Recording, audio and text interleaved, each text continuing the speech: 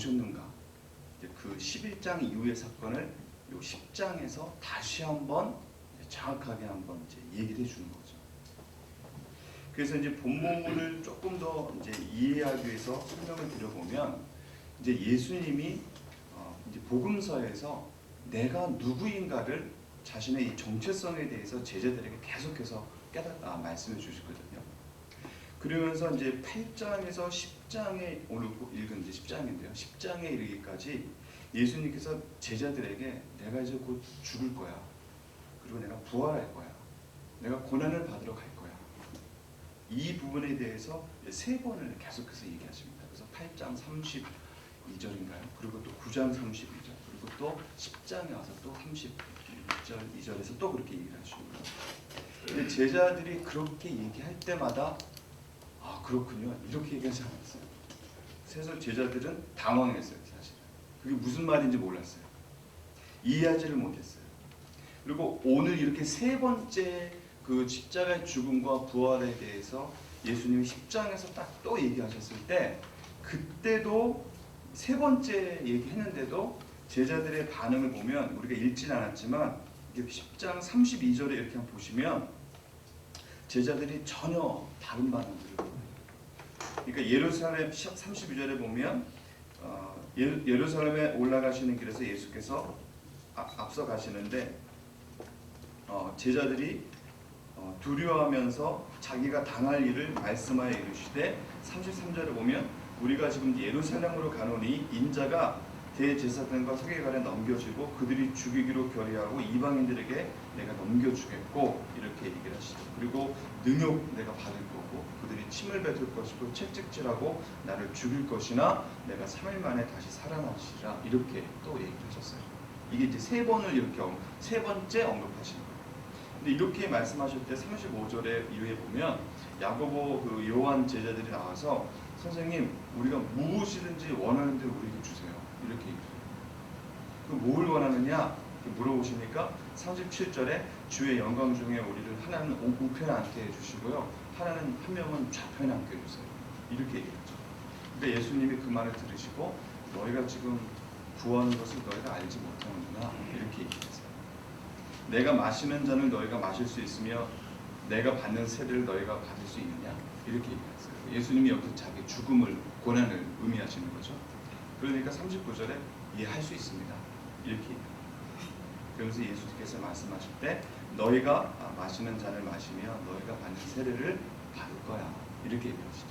그러니까 제자들이 원하는 것은 그런 의미는 아니었지만 예수님께서는 이제 아시는 거죠. 나중에 제자들이 순교받을 것이라는 것을 아시고 너희가 그거를 받을 거다 이렇게 얘기를 하시죠. 근데 이제 40절 내 좌우편에 앉은 것은 내가 줄 것이 아니라 누구를 위하여 준비하든지 그들이 얻을 것이다 이렇게 얘기했어요. 그 앞전에 이제 야고보와 요한에게. 그러니까 그 옆에 있던 41절에 그 옆에 있던 10명의 제자들이 야고보와 요한에 대하여 화를 냈다 이렇게 얘기했어요. 야, 자기네들만 높은 자리에 앉겠대 이렇게 얘기하는 거죠. 시기하고 미워하는 거예요. 그러니까 제자들 안에서 헛된 꿈, 그죠? 헛된 자리를 위해서 지금 어떻게 보면 이제 욕망에 대한 부분들이 일어났고 또 그 안에서 시기하고 이런 일들이 일어났습니다.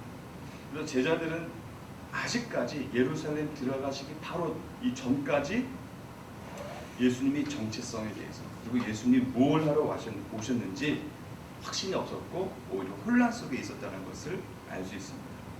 그리고 그들의 이 반응들을 보면 제자들은 예수님이 이 땅에 오신 것은 어떤 이스라엘 나라의 회복 다윗의 자손으로서 왕의 자손으로서 그가 이스라엘을 다시 독립시키고 어떤 재건의 자리로 나라를 재건하는 자리를 위해서 온 사람이구나 정도로 인식을 하고 있는 거죠.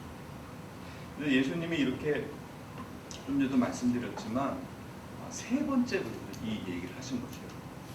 근데 이제 제자들이 계속해서 이러한 반응들을 보이고 있는 거예요. 서로 싸우기도 하고. 그리고서 이제 그 42절에 보면 예수님이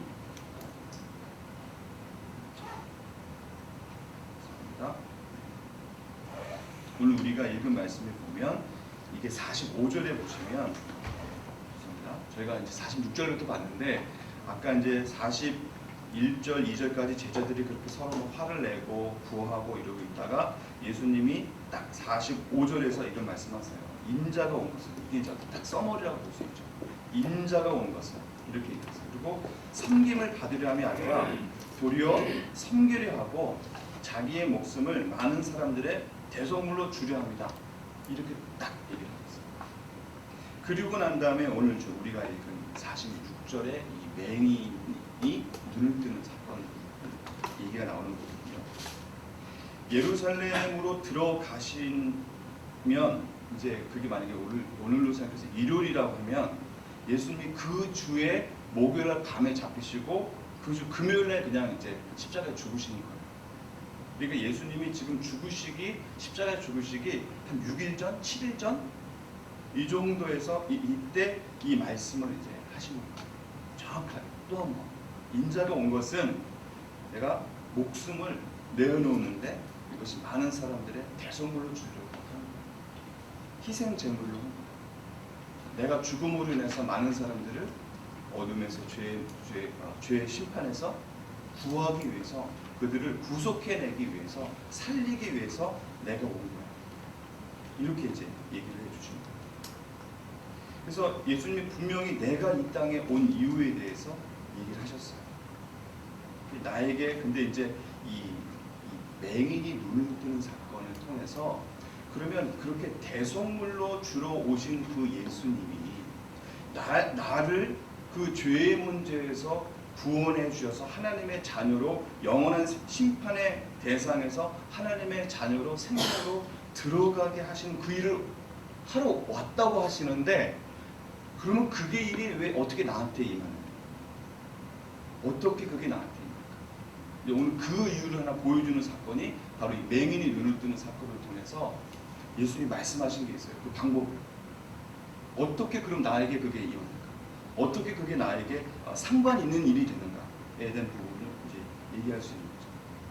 그래서 오늘 이제 바디메오의 그 이제 거지가 나오는데요. 46절에 보면 허다한 무리와 함께 예수님이 이제 여리고에서 나와서 예루살렘 쪽으로 방향을 트시고 이제 들어가시는 거예요. 가는데 디메도의 아들 맹인 거지 바디메오가 길가에 앉아 있다. 이렇게 돼 있어요. 앉아 있어요. 이게 이제 맹인이에요. 그러니까 이제 못 걷는 게 아니라 맹인인데 길가에 앉아 있는 거예요. 눈은 못 보지만 앉아 있는 거예요. 그리고 거지예요. 그래서 나사렛 예수가 많은 사람들과 앞에 지나간다는 얘기를 듣고 나서 그가 이제 소리를 질렀습니다. 다윗의 자손 예수여 나를 불쌍히 여기소서 이렇게 얘기했어요. 불쌍히 여기. 누가 봐도 불쌍하죠. 누가 봐도 불쌍하죠. 그의 인생이 눈을 감아서 그 당시에 뭐 이렇게 이런 분들을 살펴주는 사회적 교정제도가 없잖아요. 더욱이 비참하고 괴롭고 가난하고 불쌍히 여기다 자기 인생을 정의하는 데 있어서 나는 불쌍한 자, 처참한 불쌍함이 그 마음속에 그래서 맹인이 자기를 불쌍히 여기라고 큰 소리를 듣지. 근데 많은 사람들이 꾸짖어요. 조용히. 그러니까 그가 더 큰 소리로 더 질렀어요. 소리 질러 큰 소리로 다윗의 아들 나를 불쌍히 여기소서 또 그렇게 얘기했어요. 예수께서 멀리 서서 그를 부르시나니 그들이 맹인을 부르며 이르되 안심하고 일어나 그가 너를 부르신 다음에 이렇게 얘기했죠. 많은 사람들이 예수님과 동행하다 이제 꾸짖고 조용해라 그랬죠. 그러니까 이제 아마도 그들 생각에는 지금 예수님이 무슨 일을 하러 지금 예루살렘 가는 줄 알아? 지금 이 나라의 독립과 회복과 하나님의 이제 그 나라의 왕으로 지금 가는 길이야. 그런데 지금도 뭐 이렇게 막 소리 지르고 조용히 하라는 거야. 너 같은 아니면 이 가난한 맹이가 불쌍히 여겨달라고 하는 소리가 그 왕이 가는 길을 방해하고 있는 거죠. 어떤 소리가 나와야 되나요? 예루살렘에 갔을 때 종려나무 흔들고 사람들이 찬양하고 막 환영하고 이 소리가 나와야 되잖아요. 근데 지금 어떤 소리가 그 먼저 들렸죠? 부르짖는 소리가 들려요.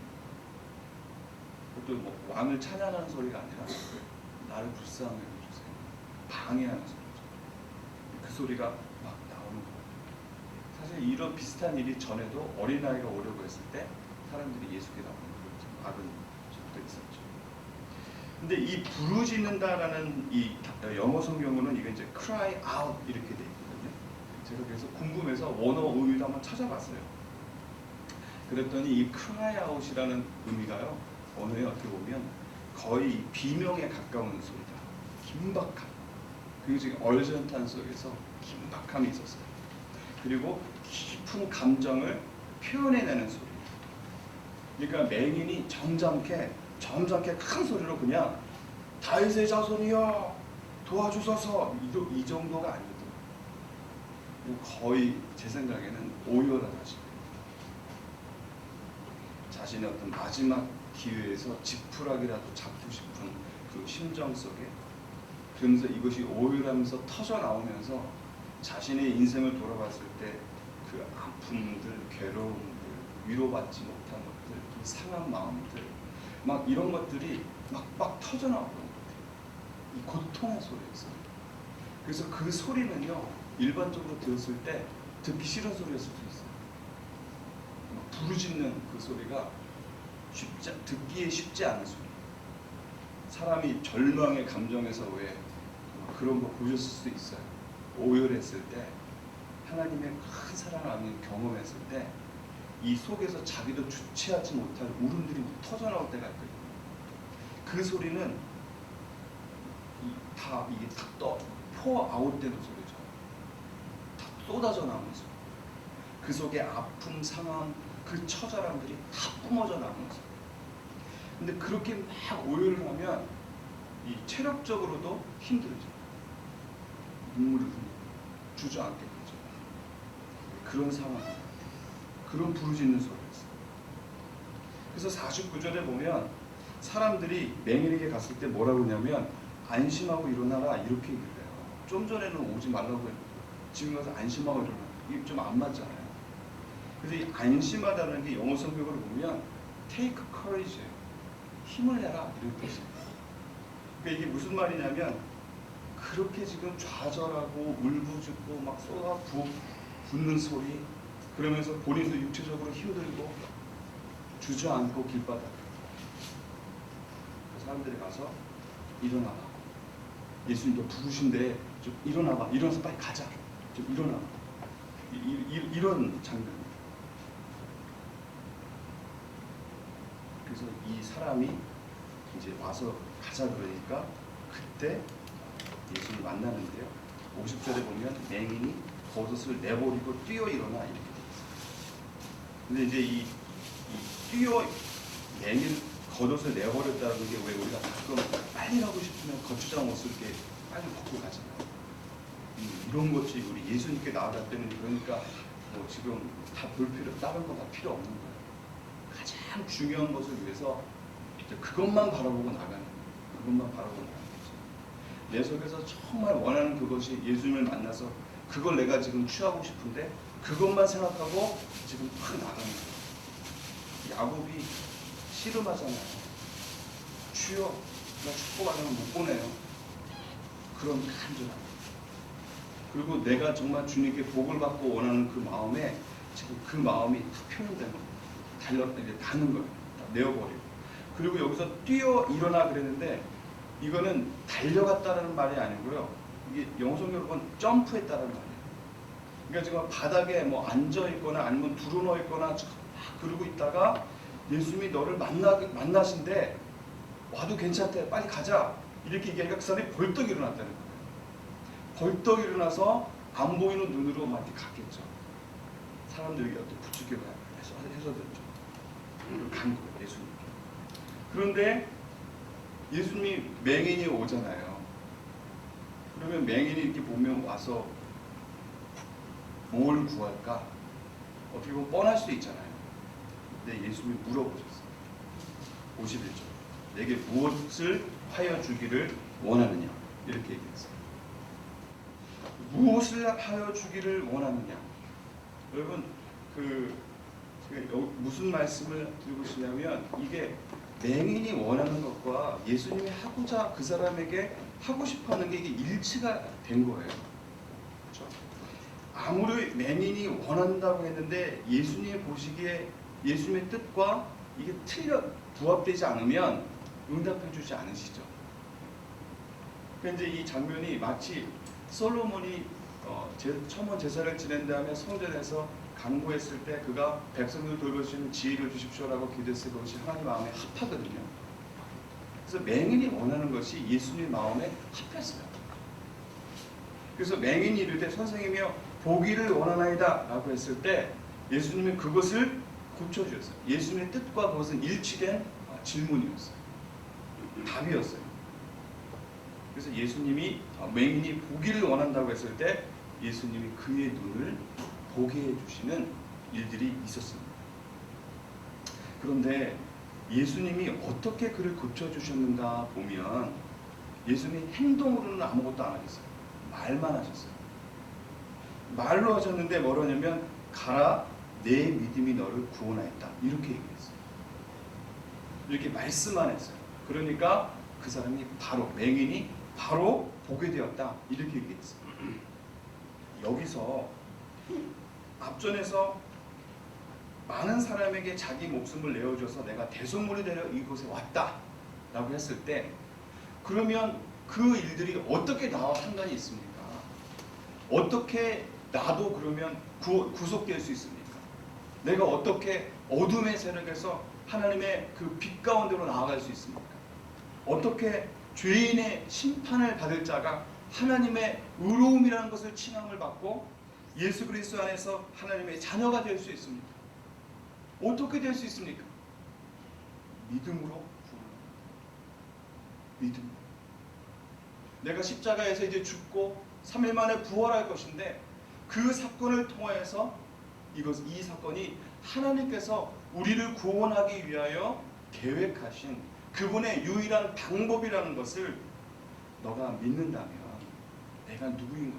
이 일을 위하여 내가 보낸받은 자, 메시아, 하나님의 아들인 것을 너가 믿는다면 너는 구원을 얻을 것이다. 이걸 보여주셨어요. 믿음으로 예수 그리스도가 바로 대속물로 우리를 구속하기 위하여 오신 바로 그 약속의 그 메시아인 것을 믿었을 때 우리를 구원했습니다. 그래서 예수님이 행하신 그 일들이 나와 상관 있게 하는 건요 바로 믿음입니다. 그래서 이 믿음을 가진 자에게는 놀라운 일들이 일어나요. 정말 놀라운 일들이 이 믿음을 통하여서 내가 하나님의 자녀가 되어지고 하나님의 은혜 안으로 들어가는 이에는 놀라운 일들이 일어나는데 어떤 놀라운 일들이 일어나냐면 마치 이 맹인이 나를 불쌍히 여겨서서 라고 한 사람이 정말 빛 가운데로 나와요. 빛 가운데로 나와요. 사실 이 맹인은요 우리를 대표한다고 볼 수 있어요. 자신의 제한된 상황을 보고 스스로 절망 속에 빠진 사람. 사람은 사실은 제한된 존재예요. 죽음으로부터도 제한되어져 있고 육체적으로도 제한되어 있는 존재예요. 우리는 살아가면서 내가 할 수 있는 일들이 많이 제한되어 있다는 것을 사실 깨달아 살아가고 있어요. 사실 이 제한된 것들을 발견할수록 우리는 절망감 속에 빠지죠. 내가 할 수 없는 존재입니다. 이게 죄인의 특성입니다. 어떤 완전함에 이룰 수 없는, 의에 이룰 수 없는 이런 제한된 존재, 이 죄인의 특성입니다. 이 맹인은 눈이 보지 못함으로 인해서 또 가난 속에 스스로 이 환경 속에 빠져나올 수 없는 스스로 이 환경 속에 빠져나올 수 없는 도움을 받을 수밖에 없는 내가 이렇게 연약한 존재라는 것을 이 절망함 속에 사실은 경험한 자죠. 대표자예요. 근데 하나님만이 능력자, 그러니까 에이블갓이라는 거. unable한 being이 에이블한 그 하나님을 발견하고 그 에이블한 하나님을 나의 삶 속에 초대하는 거. 그 믿음으로. 오직 하나님만이 가능하신 거예요. 우리는 불가능하다는 존재라는 것을 깨닫는 일들이고, 그러면서 하나님만이 가능하신 거예요. 구원은 불가능한 존재, 인간이 아무리 해도 할 수 없는, 그러나 오직 하나님만, 가능하신 그 하나님이, 능력의 하나님만이 그 구원을 베풀 수 있는 거죠. 우리가 그 구원을 어떻게 받습니까? 믿음. 하나님이 약속해 주셨거든요. 우리를 사랑하지, 우리를 불쌍히 여기셔서, 우리가 그러니까 어떤 존재인지 아셔서 우리를 불쌍히 여기셔서 우리를 약속해 주셨어요. 우리를 구원해 주시고 약속해 주셨어요. 그래서 그 약속하신 것을 믿으면 우리가 하나님의 그 은혜 속에, 하나님의 자녀 속에, 하나님의 그 완전한 의로움 속에 들어가는 거죠. 하나님의 기업 속으로 우리가 들어가는 거예요. 그래서 우리는 살아가면서 내 거 의지할 거 아무것도 없습니다. 맹인에게 배울 필요가 없어요. 아무것도 의지할 게 없어요. 결국은 하나님을 의지하는 것, 하나님이 전부시고 이거 의지하는 것, 나라는 거죠. 우리가 언젠가는 요번 이제 수련회 때도 잠깐 이제 바울이 디모데후서에서 자기가 한 6, 7일 전에 죽을 것을 예견하고서 바울에게 내가 이제 의의 멸류관을 받을 것이다, 이런 구절들을 우리 함께 나눴는데요. 죽기 직전에 그 마음을 바울이 디모데에게 고백을 했잖아요. 죽기 전에. 우리도 죽기 전에 무엇을 얘기할 수 있을까? 우리가 이제 죽음이라는 것을 봤을 때 무엇을 얘기할 수 있을까? 아마 그때는 내가 지금까지 의지하며 살아가는 것, 해왔던 것 아무것도 소용없어요. 그때 죽음의 직면에 있을 때 하나님 외에는, 그 전능하신 하나님, 정말 이 능력, 에이블하신 하나님, 그분만을 의지하는 그 마음, 그거 하나 남을 거예요. 우리 바울처럼 정말 그 달려온 길에, 그 믿음으로 달려온 길을 그가 마치고 내게 의의 멸류관을 주신 그 하나님을만을 바라보며 소망하는 그 일들이에요. 그런데 그것이 죽음 전에만 하는 것이 아니라 우리의 삶 속에서 그것이 충만하게 들어올 수 있다는 거죠. 사실 오늘 이 맹인은요, 예수님이 가라, 내 믿음이 너를 구원하였다, 이렇게 얘기했어요.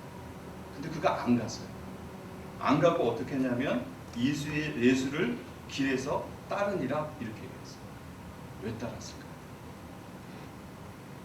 이 불쌍한 존재, 불가능한 존재, 하나님을 그 사랑을 경험하고 하나님의 구원을 경험하고, 그게 너무 컸던 거예요. 너무 감사한 거예요. 자신의 인생을 돌아보면 오열할 수밖에 없고, 이 상황과 누가 나를 위로해주고 나를 누가 구원해 줄 수 있을까? 그랬던 자가 하나님의 은혜를 경험하고, 그 사랑을 경험하고, 그 회복을 경험하고, 그 심판에서 나를 살리시는 생명을 그가 경험하고 너무 감사했던 거예요. 얼마큼이요? 내 인생을 드립니다. 너무 컸던 거예요. 그런 생각을 해봤습니다. 우리가 예전에 하나님의 은혜를 경험하고 하나님의 사랑을 경험하면 우리 안에 찾아오는 감정들이 있어요. 감사하고 기쁘고 설레는 마음까지 들고, 그래서 그것을 우리 이제 가끔 이런 말을 써요. 첫사랑? 이런 말. 하나님을 사랑했던 그 마음 많이 써요. 저도 생각해보면 20대 초반에 하나님의 은혜를 크게 막 만나고요, 막 하루하루 정말 아침에 눈 뜨고 잠자는 시간도 그렇고 그 사랑이 굉장히 컸던 것 같아요. 근데 하나 특징이 있어요. 기억나는 특징이. 하나님의 사랑이 너무 막 감사하고 너무 크니까요, 어떻게 하면 내가 하나님께 좀 더 위할까, 막 이런 마음이 있어요. 하나님을 위해서 뭘 할 수 있을까? 교회 가서 뭘 할 수 있을까? 사무실 찾아가서 목사님, 저 이번 주부터 그 어린이 교사하면 안 돼요? 교사 좀 시켜주세요. 근데 교사 자리가 없대요. 그래갖고 제가 한 게 뭐냐면 그 어떤 반에 애들이 조금 많아서 거기 이제 보조교사로 했어요. 보조교사가 뭐 하는 거냐면 그때 교실이 없어서 운동장에서 애들 공과 공부를 했는데 넓으니까 애들이 막 뛰어다니거든요. 가서 이제 잡아다가 다시 선생님 앞에 앉히는 거예요. 우리 20대니까. 네. 근데 아무튼 그때는 누가 시키지 않아도 하나님의 사랑이 너무 크고 뭐 받은 은혜 그때 제 인생에 막 불쌍함들이 저기 있었거든요. 그런데 그걸 막 위로해 주시고 그러면서 하나님을 위해서 막 헌신하고 싶은 거예요. 올해도 드리고 싶고 하고 싶고 열정이 생겨나요. 누가 시키지 않아도 막 하려고요. 지금 제가 돌아봤어요. 지금도 시키지 않아도 하나? 이런 말. 시키지 않으면 안 해요. 다 그런 건 아니지만 잘 안 하려고 예전에 비하면. 그래서 제가 부끄러웠어요. 사실은. 뭔가 좀 잘못된 것 같다. 그러던 찰나에 요한계시록 2장에 보면 에베소서의 교회에 대해서 2장 4절에 너희가 첫사랑을 잃어버렸다 이렇게 얘기하셨어요. 그러니까 이제 이게 첫사랑이라는 것이 하나님에 대한 그 받은 감사와 그런 마음들이 그냥 왔다가 가는 것이 당연한 게 아니라 사실은 그 마음을 잘 지켜야 되는데요. 그 마음을 잘 지킨다는 건 뭐냐면 우리가 살아가면서 아까도 말씀드렸지만 내가 죄인이라는 것, 내가 내 스스로 안에서 선한 것이 없다라는 것, 이 심판에서 받을 수밖에 없다라는 것, 죽을 수밖에 없다라는 것, 내 인생 스스로가 이렇게 불쌍한 존재라는 것, 처절한 존재라는 것, 이런 것들을 이게 깨달으면서 그때그때마다 하나님이 나를 이 어둠의 권세에서 이 빛으로 옮기셨구나라는 그 사랑이 날마다 우리한테 이렇게 확인되어질 필요가 있는 거예요. 근데 이게 확인이 매일 안 되어지면 첫사랑에 대한 그 감격과 그 마음들, 헌신들, 그 열정들이 사라질 수밖에 없죠. 사라질 수밖에 없어요. 그래서요. 예배가 중요하다는 생각이 다시 한번 들었어요. 그리고 이 큐티하는 것, 그리고 개인 기도 시간, 우리가 말씀을 공부하는 이런 시간들, 이런 것들이 굉장히 중요해요. 이 시간들을 통해서 내가 그냥 지식을 늘리고 어떤 그 방법들을 찾아나가려고 하는 것이 아니고요. 이 구원에 주신 이 감격들, 이 죄의 부분들, 하나님의 은혜와 사랑에 대한 부분들이 이게 계속해서 우리 안에 흘러 들어와야 되는 거예요. 이 감격들이. 이 감격들이 계속해서 우리 안에 들어와요. 이 감격 안 들어오면 아까도 말씀드렸지만 시키지 않으면 안 돼요. 이게 기쁨으로 하지 않아요. 기쁨으로 하지 않아요. 어쩔 수 없이 하거나 의무감으로 하거나 이렇게 돼요. 자원에서 기쁜 마음으로 그렇게 가지라. 오늘 이 매기는 가라. 너가 이제 나았다, 구원받았다, 안 갔어. 예수님을 따라가고 싶은 거예요. 그러니까 이런 하고 싶은 마음들이 우리한테 일어나려면 우리 구원의 감격, 이 첫사랑에 대한 마음들이 흘러 들어와야 돼요. 다시 흘러 들어와야 돼요. 이게 들어와야 돼요. 예배 시간에, 기도 시간에, 하나님께 큐티하는 기도 시간에, 말씀 연구하는 시간에 이게 자꾸 이런 마음들이 우리는 자꾸 새록새록 들어와요. 그래서 감사하다. 정말 감사하다. 하나님의 사랑에 대해서 이런 사랑 감사하다.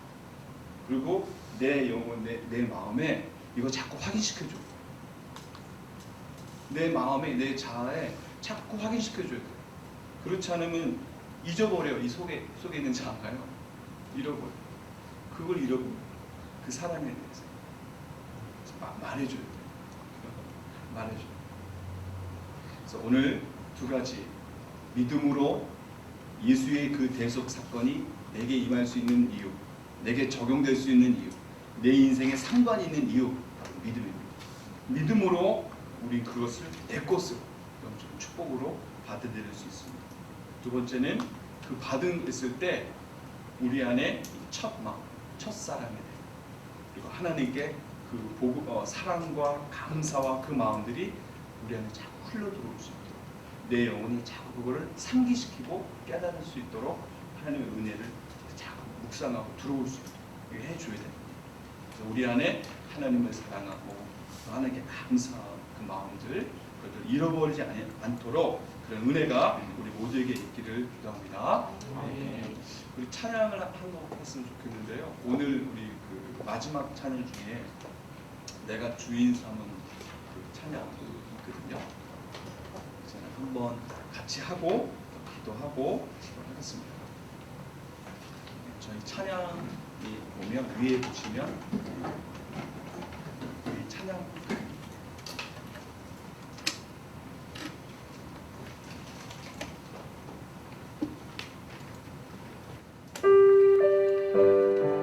내가 주인 삼은